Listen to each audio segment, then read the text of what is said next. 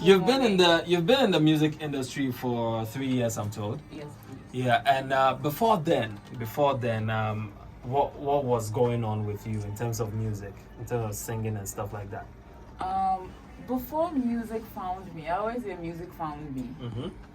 Because I had no clue that I had this talent, honestly. Right. You know, a lot of musicians, they mostly know that they were going to do this growing up. Like, you know, you have most of them be like, oh, I grew up in a music family, or since I was 5 years old, I was singing, and I had no clue.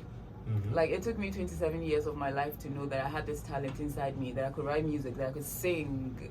Really? I could do this. Yeah, and it took the people around me to bring it out of me, honestly. So you didn't used to sing anywhere, like, you know, there's this people usually sing, especially the females, they usually sing probably in church or something before someone convinces them to come mainstream or try doing music professionally.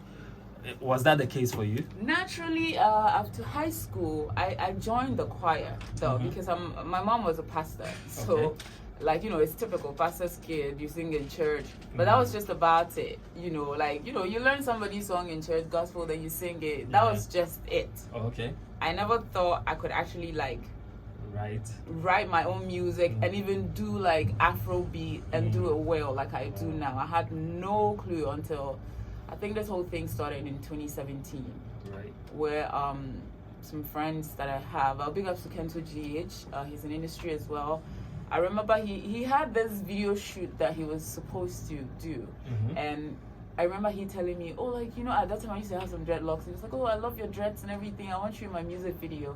So that was how it started. And I'm like, oh, me was so for me, a chorus music videos, I never for the you know. So that was how I said. It was like, oh, so you sing? And I'm like, yeah. He was like, okay, if you don't want to be in my video, then come and back some songs for me at the studio. Okay. So that was how it started. And I remember I was tossing this guy for like over a month.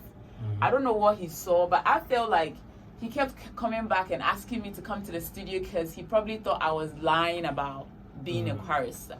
So one day I'm like, you know what? Let me just go and you know, back the song for him and whatever. And then we went to Dr. Ray's studio. Big ups to Dr. Ray. He's been part of my journey. We went there. I did what I had to do in the studio. Everybody was like, yo, girl, why are you not doing this? Why are you not doing this? And I'm like, oh, I'm a chorus. I'm a pastor's kid. I don't know how many times I said that line, but yo, I did.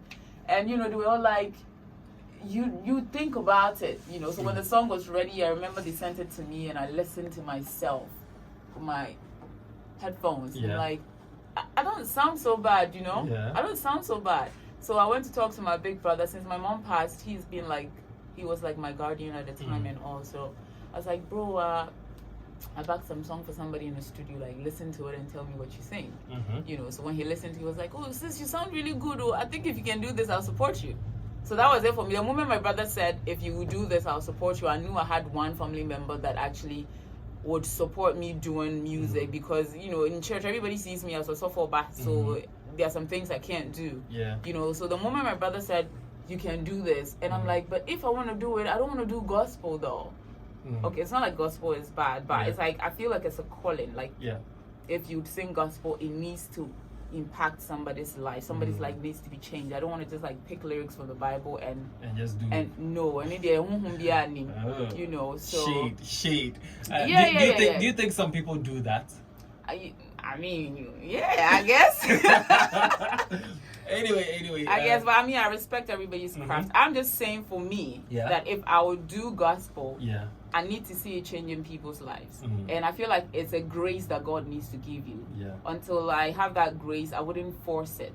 But of course, when today God says, hey, Amma, you are doing gospel, like, I'll drop everything and do it. Yeah, for real, I'll do that.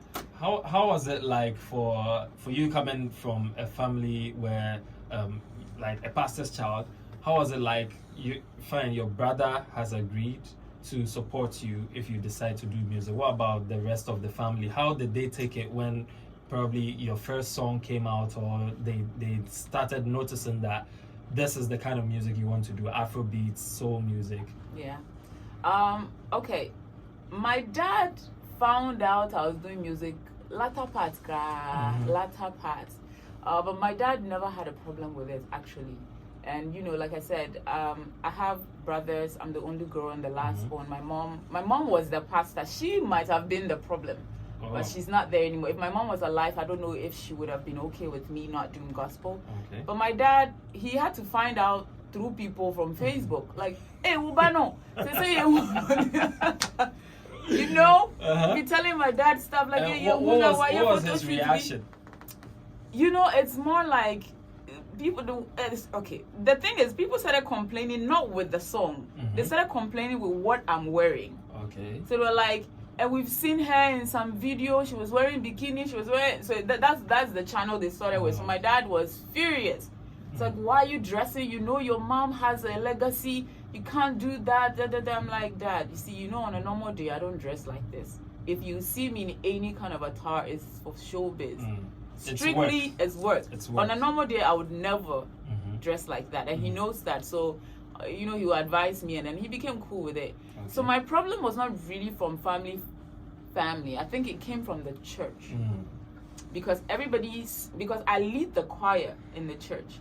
So it was a big blow, and my church is like a small family church. My mom was a pastor in that church before she passed. So I think everybody knew gospel nanka obeye. So now all the older women were, and that was in between the time Ebony passed.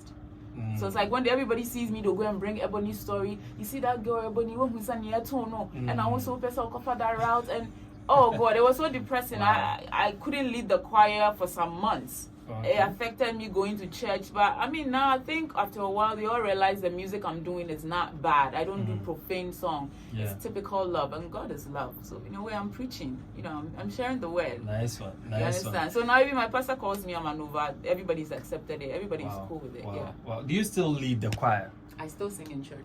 Still sing in church every Sunday. I still sing in church. Nice one. Her name is Amanova. She is my guest in the studio right now. So did you write your first song, or someone wrote it for you? How did it happen? Your first song that you ever wrote? Every song I've ever sung is written by me. Yeah. Nobody's ever written a song for me yet. Yeah. Yeah. Okay. For now, writing it's funny how it started. So 2017, when I decided to do music, I wasn't out yet. I was just like, it was more like a grooming process for me. Yeah. I was like trying to find my sound, trying to find even the name I would use, my brand, the look, everything. So like the whole of 2017 was a process of grooming.